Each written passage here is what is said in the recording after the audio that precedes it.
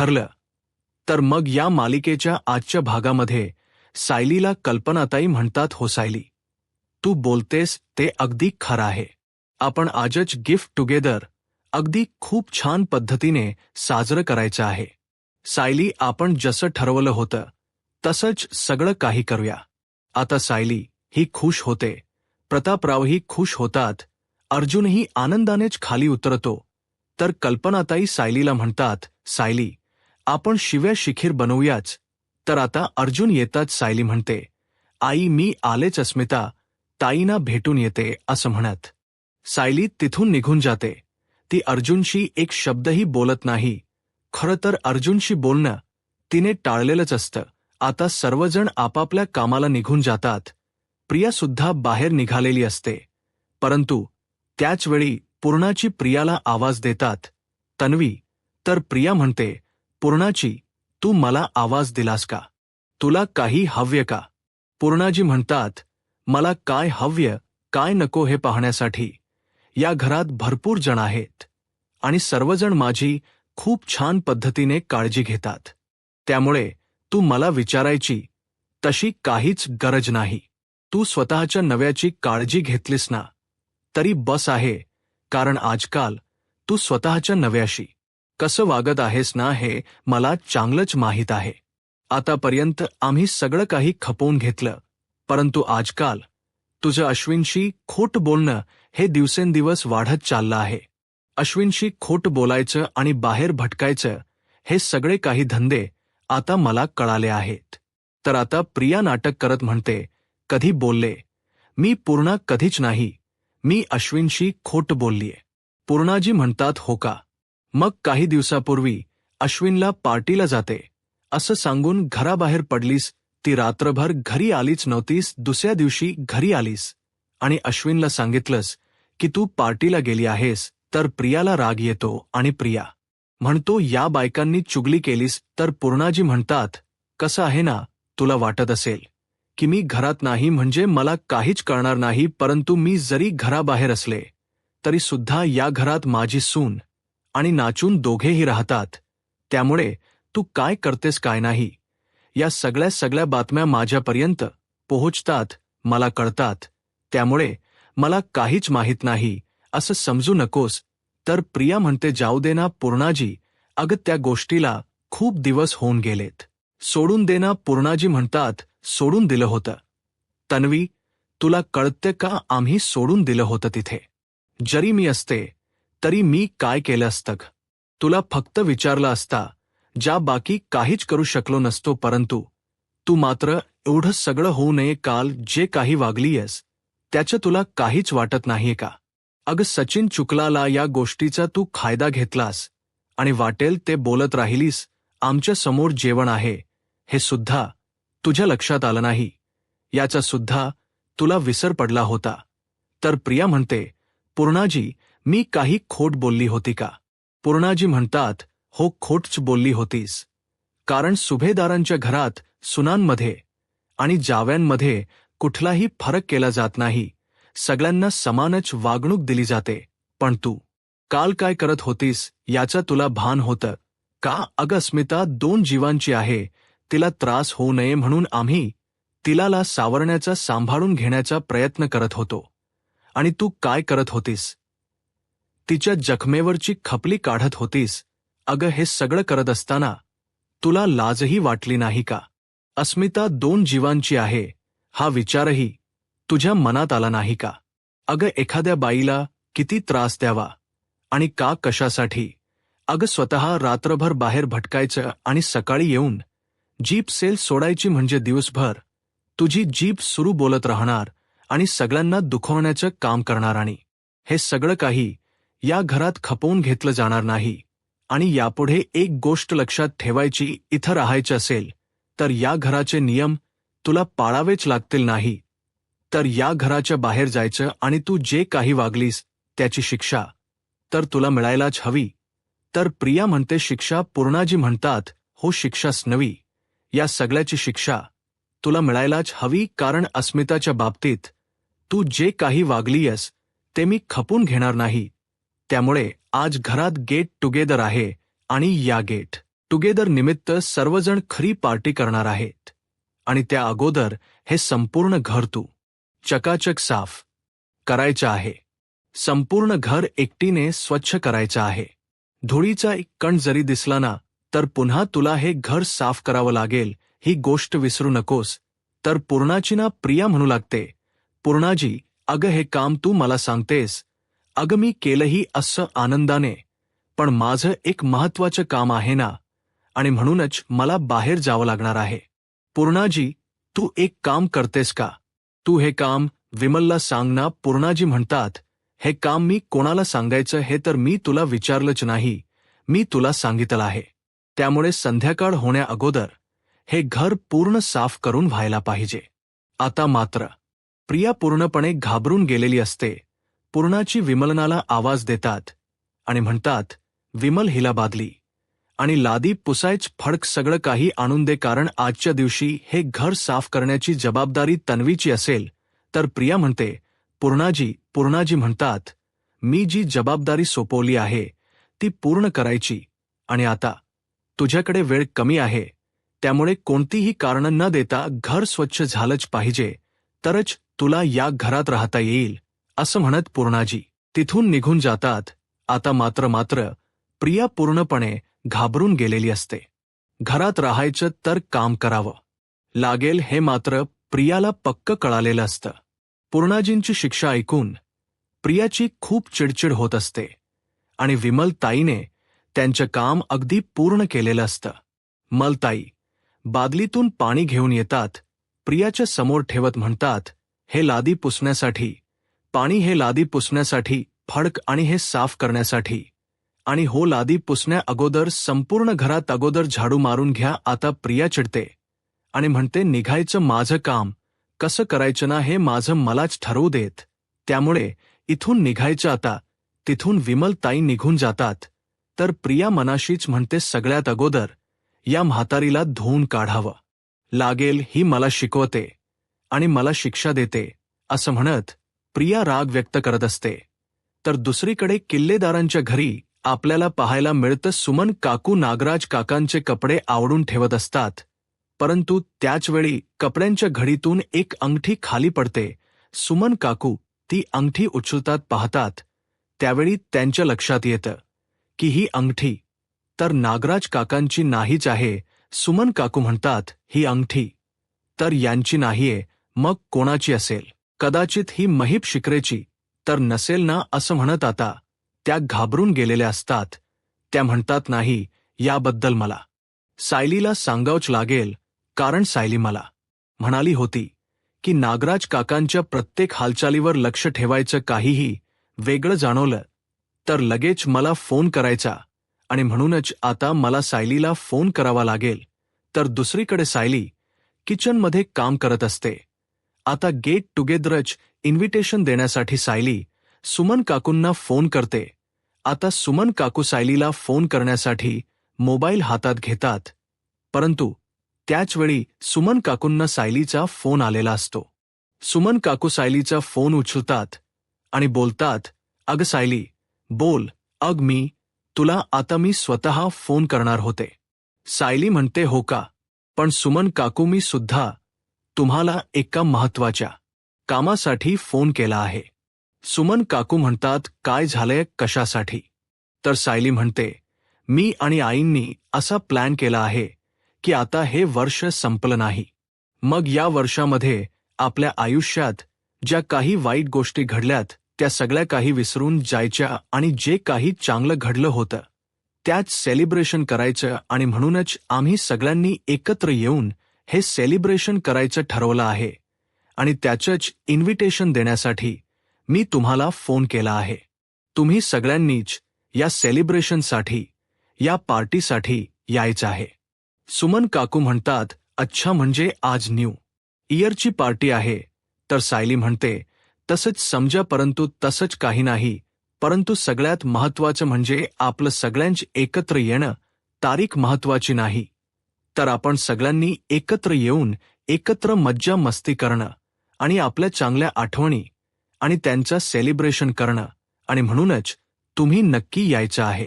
बरं सुमन काकू, तुम्ही मला फोन करत का होता? तर सुमन काकू शांत होतात. सायली म्हणते, काय झाले सुमन काकू? तर इकडे सुमन काकू मनाशीच म्हणतात, सायली, एवढ चांगल्या आठवणीच दिवस साजरा करायचा ठरवत आहे, एवढी खुश आहे, एवढी आनंदात आहे. मग अशावेळी मी तिला ही बातमी देऊन तिच्या चेहऱ्यावरचा आनंद का घालू नाही? हा तो क्षण नाहीये की हे सगळं काही मी सायलीला सांगावं. मी हे सगळं काही नंतरही सांगू शकते. असं म्हणून सुमन काकू सायलीला म्हणतात, काही नाही, गप्पा मारण्यासाठी सहज कॉल करणार होते, बाकी काहीच नाही. तर सायली म्हणते, बरं ठीक आहे, पण तुम्ही सगळ्यांनी नक्की याच पार्टीला? सुमन काकू म्हणतात, हो आम्ही नक्की येणार. असं म्हणत सुमन काकू फोन ठेवतात. परंतु हातातल्या अंगठीबद्दल सुमन काकू सायलीला काही सांगत नाहीत. तर दुसरीकडे पाहायला मिळतं, सायली किचनमध्ये काम करत असते. आता संध्याकाळच्या पार्टीची तयारीची लगबग चालू असते. सायली तांदूळ वेचण्यासाठी घेते. तर त्याचवेळी पूर्णाजी त्या ठिकाणी येतात. सायली म्हणते, पूर्णा आजी बसा ना, मी तुमच्यासाठी कॉफी घेऊन येऊ का? पूर्णा म्हणतात, नाही, जरा बागेत जात होते. सायली म्हणते, का, कशासाठी? पूर्णा म्हणतात, काही नाही, फूल घेऊन येण्यासाठी. सायली म्हणते, फुलं कशासाठी? तर पूर्णा आजी म्हणतात, अगं कितीतरी दिवसानंतर आज मी घरी आले आहे, मग आज घरच्या देवाची पूजा करायची, म्हटलं ताजी ताजी फुलं घेऊन यावीत. सायली म्हणते, एवढंच ना, मग मी घेऊन येते, तुम्ही इथेच बसा. असं म्हणत सायली आता देवपूजेसाठी फूल आणायला गार्डनमध्ये निघून जाते. तर दुसरीकडे पाहायला मिळतं, प्रियाला चांगली शिक्षा मिळालेली असते आणि आता प्रिया पूर्णाजींचा आदेशही पाळत असते. रूममध्ये लादी पुसत असते, सगळा रूम साफ करत असते. आणि त्याचवेळी त्या ठिकाणी विमलताई येतात आणि प्रियाला आवाज देत म्हणतात, तन्वीताई, तुम्ही अगोदर हे टेबल आणि या खुर्च्या साफ करून घेतल्यात का? कारण त्याच्यावरची धूळ जर लादीवर पडली आणि लादी जर अगोदरच पुसलेली असेल तर पुन्हा लादी खराब होईल.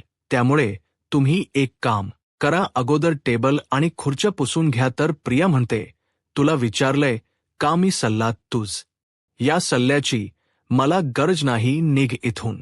तर विमलताई म्हणतात, मी निघणारच आहे, परंतु कसं आहे ना, जर हे काम पूर्ण नाही झालं आणि लादीवर धुळीचे कण दिसले तर पूर्णाजी सगळं घड तुम्हाला पुन्हा साफ करायला सांगतील. माझं काय होणार आहे? मला तर काही काम नाहीये. असं म्हणत विमलताई तिथून निघून जातात. प्रियाच्या लक्षात येतं की आपल्याला हे सगळं काही पुन्हा करावं लागेल आणि म्हणूनच आता प्रिया टेबल खुर्च्या सगळंच काही पुसायला घेते. परंतु त्याचवेळी प्रियाला फोन आलेला असतो. प्रिया पाहते तर नागराज काकांचा फोन आलेला असतो.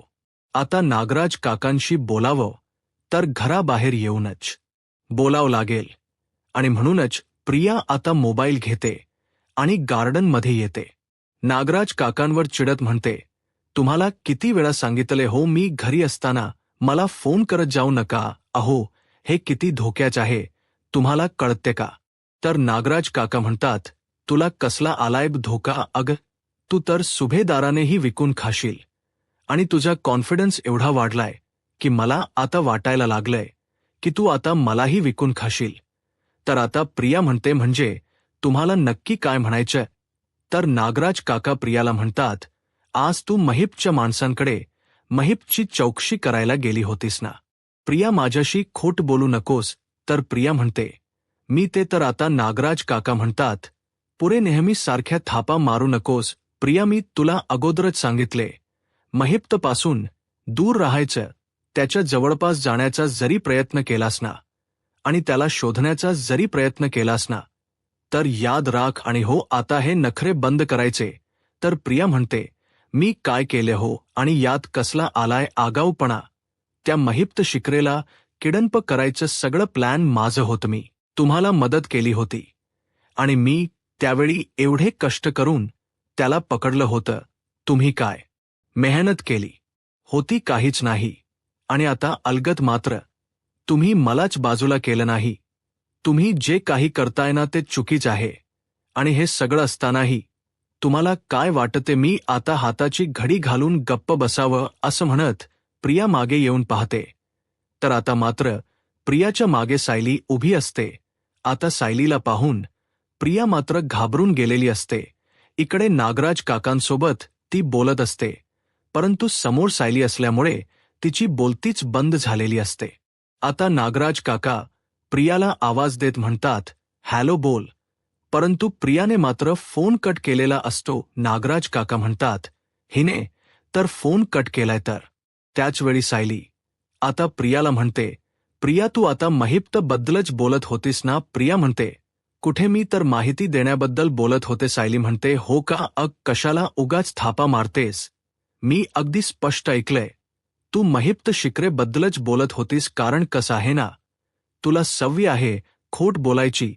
तर प्रिया खोट बोलत म्हणते, पण तू माझं बोलणं का ऐकत होतीस सोडून. सायली म्हणते, ने प्रश्नाची उत्तर टाळण्यासाठी उलट प्रश्न विचारू नकोस. कारण तू जे काही करतेस ना, ते सगळं काही मला माहीत आहे.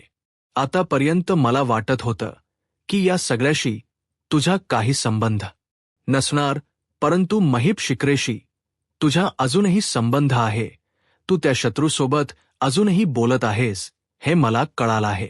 आतापर्यंत मला वाटलं होतं की तू त्याच्या संपर्कात नसशील, परंतु आज मला खात्री पडली आहे की तू त्याच्या संपर्कात आहेस. तर प्रिया म्हणते, तू उगाच काही अर्थ लावू नकोस.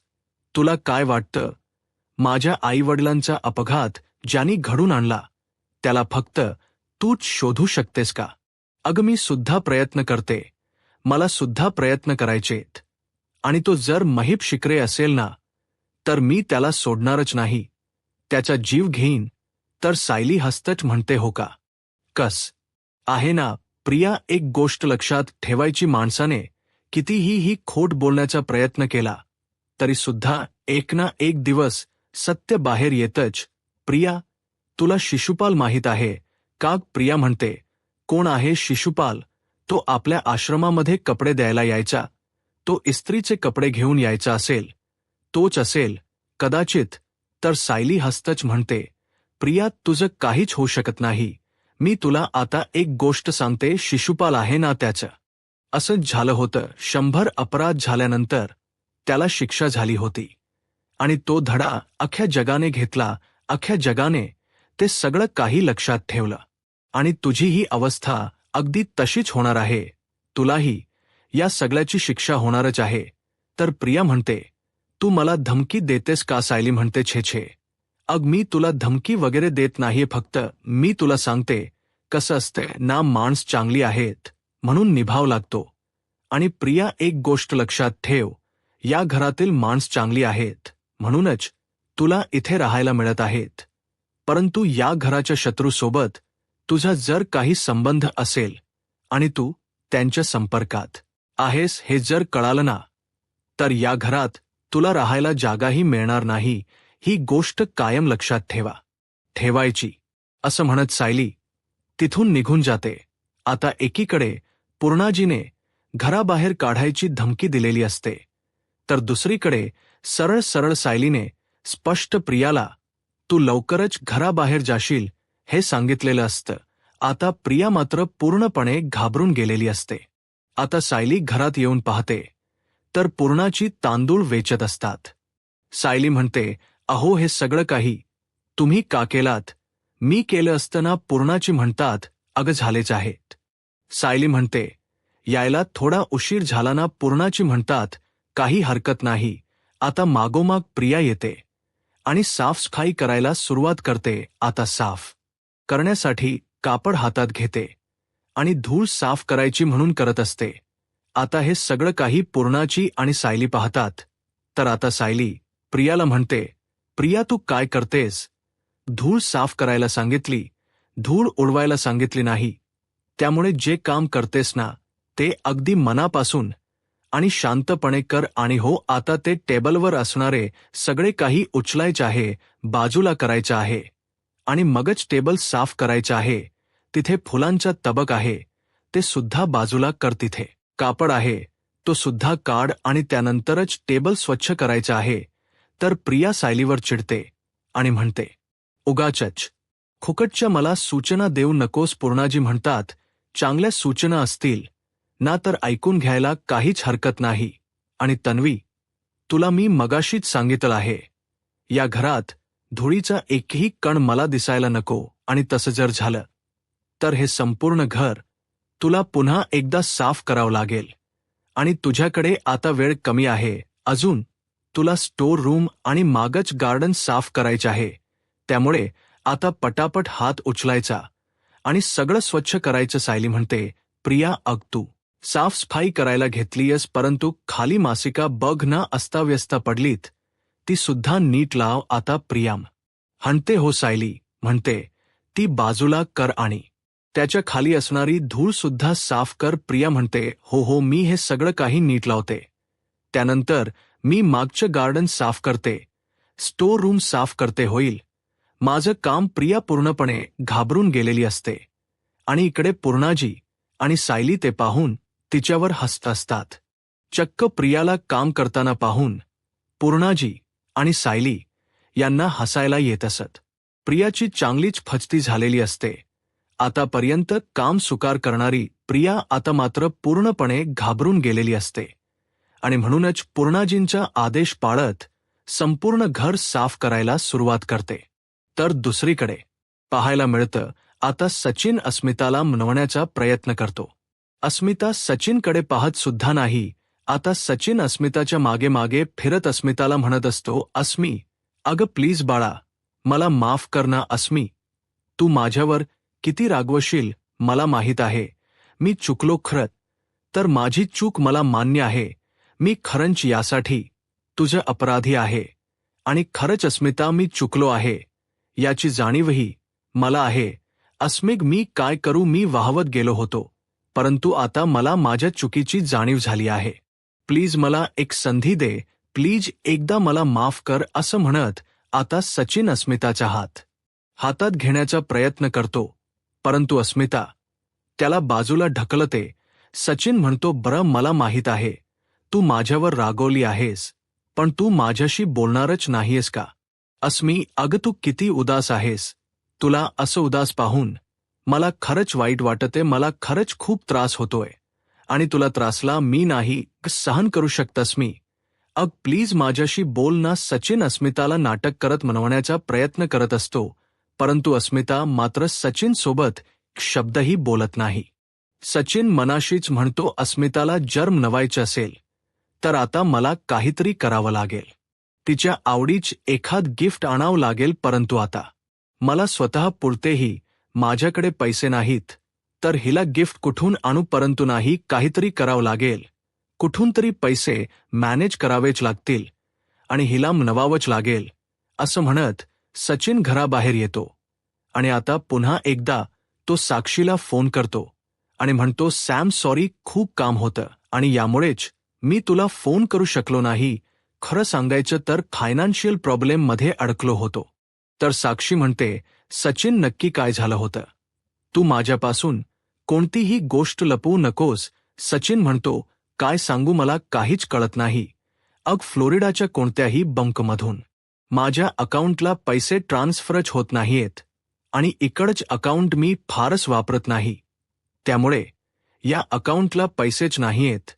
मी किती प्रयत्न करतोय परंतु पैसेच येत नाहीयेत आणि त्यामुळे माझ्या हातात आता अजिबातच पैसे नाहीयेत.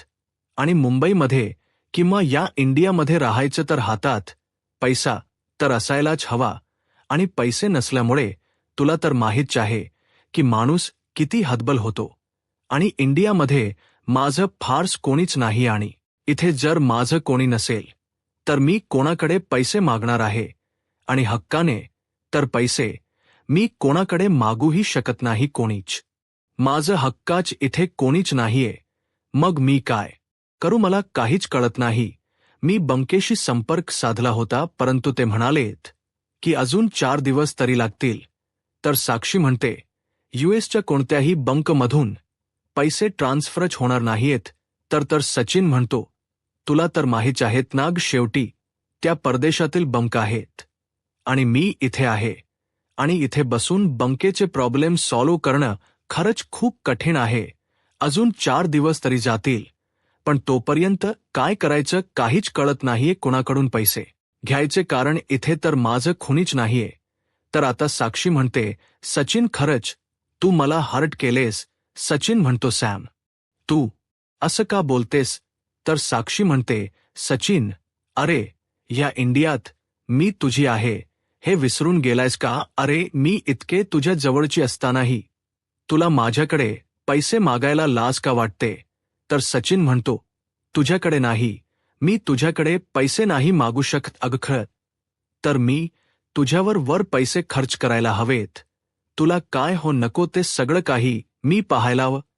तुझ्या आवडीची गिफ्ट्स मी तुला घ्यायला हवेत.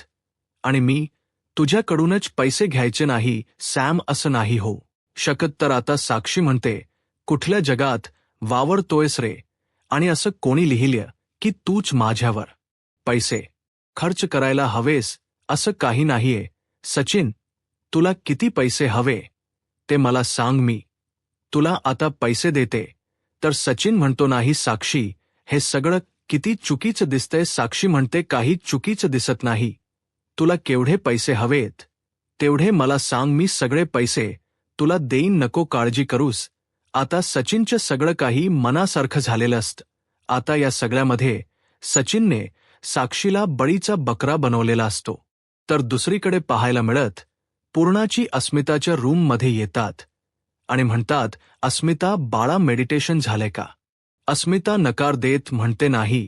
तर पूर्णाजी म्हणतात, असं कसं करून चालेल अस्मिता? जे काही घडलंय त्या सगळ्याचा परिणाम तू स्वतःवर आणि बाळावर करून घ्यायचा नाही. अस्मिता, मला माहीत आहे हे सगळं काही चुकीचं घडलंय, परंतु या सगळ्यातून बाहेर येणं तेवढंच महत्त्वाचं आहे. कारण आता तू 2 जीवांची आहेस.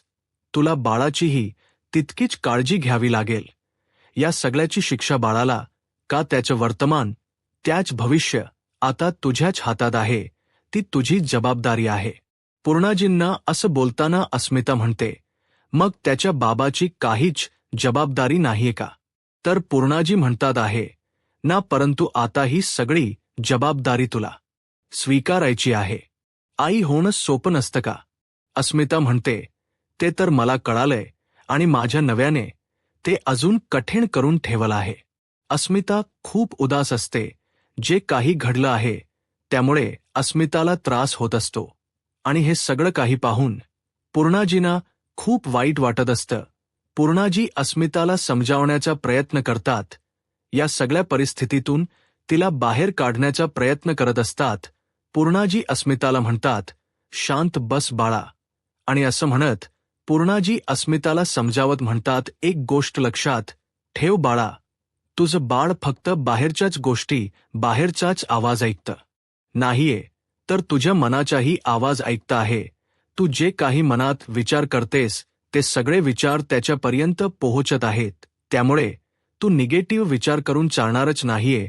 तर अस्मिता म्हणते, म्हणजे सचिनने जे काही केलं आहे ते सगळं काही मी विसरून जायचं, सचिनला माफ करायचं. पूर्णाजी म्हणतात, मी असं म्हणत नाही अस्मिता, पण आता तुझ्यासाठी तुझं बाळ महत्वाचं आहे, त्याचा विचार करणं महत्वाचं आहे. आता तुला खूप शांतपणे विचार करून तुझं डोकं शांत ठेवायचं आहे. तोच विचार करून काय होणार आहे अस्मिता, या सगळ्याचा फक्त बाळावर परिणाम होणार आहे. आणि म्हणूनच तुला बाळासाठी आता सगळं काही विसरून जावं लागेल. खरं तर ते थोड्या दिवसांसाठी का होईना बाजूला ठेवावं लागेल, फक्त बाळासाठी. तर अस्मिता म्हणू लागते, पूर्णाची ज्यावेळी सचिनविषयी मला संशय होता ना, त्यावेळी मी स्वतःला शांत करण्याचा खूप प्रयत्न केला. त्यावेळी माझी खूप चिडचिड व्हायची, परंतु मला असं वाटायचं की हे सगळं काही हार्मोन्समुळे होत आहे. मग मी स्वतःला शांत करायची आणि कित्येकदा मी स्वतःहून सचिनला सॉरीही बोलायचे. परंतु ज्यावेळी हे सत्य समोर आले ना, त्यावेळी माझा राग मनात मावत नाहीये. पूर्णाजी म्हणतात, हेच तर, हाच राग थेट तुझ्या बाळापर्यंत पोहोचतोय. त्या बाळाच्या शरीरावर, मेंदूवर याचा परिणाम होतोय अस्मिता. आणि हे सगळं काही आताच थांबायला हवंय. उद्या त्याच्यावर कुठलाही परिणाम झालेला आपल्याला नाही आवडणार आणि नाही चालणार, आणि त्यासाठीच आई म्हणून तुला तुझी जबाबदारी पूर्ण करावीच लागेल. मला माहीत आहे हे सगळं काही विसरून जाणं सोपं नाहीये, परंतु तरी सुद्धा तुला या सगळ्यातून बाहेर यावं लागेल, ते फक्त बाळासाठी. आणि या सगळ्यासाठी तुला मेडिटेशन करावंच लागेल. तुला तुझं खाणं पिणं व्यायाम ध्यान सगळं काही अगदी मनापासून करावं लागेल. चल अस्मिता, आपण स्टडीमध्ये बसू आणि मेडिटेशन करू. तुझ्या पोटावर हात ठेवायचं आणि तुझ्या बाळाशी बोलायचं आहे. अस्मिता म्हणते हो, कारण आता बाळालाही कळू दे त्याचा बाप कसाही वागला, तो कसाही असला, तरी सुद्धा त्याची आई त्याच्या पाठीशी खंबीरपणे उभी आहे. तर पूर्णाजी म्हणतात, परत तोच विषय मी तुला म्हणाले ना, की या सगळ्यातून बाहेर पडणं कठीण आहे. परंतु आता तुला या सगळ्यातून बाहेर पडावं लागेल आणि आम्ही सर्वजण तुझ्या सोबत आहोत. अस्मिता म्हणते सॉरी. तर पूर्णाजी म्हणतात सॉरी मला नाही, तर बाळाला बोल, कारण बाळाला या सगळ्याचा त्रास होत असेल. आता अस्मिता तिच्या पोटावर हात ठेवते आणि आपल्या बाळाचा विचार करते. तर दुसरीकडे पाहायला मिळतं ना, बाळाचा विचार ना, अस्मिताचा विचार फक्त स्वतःच्या स्वार्थाचा विचार करणारा सचिन आता साक्षीकडून पैसे उकळायचे ठरवतो. सचिन म्हणू लागतो नाही, नको उगाच तुझ्याकडून पैसे घेतले तर ते मलाच आवडणार नाही. नकोत, मी नाही घेऊ शकत तुझ्याकडून पैसे. हे सगळं काही सचिनच नाटक चालू असतं, परंतु या नाटकाला साक्षी मात्र बळी पडलेली असते. तर साक्षी सचिनला म्हणते, सचिन तू असं का बोलतोयस, असं का वागतोयस? तर सचिन म्हणतो, सॅम खरंच मला माफ कर, पण मी तुझ्याकडून पैसे नाही घेऊ शकत. यूट्यूब चॅनलला सबस्क्राईब करा आणि व्हिडिओ लाईक करा. धन्यवाद.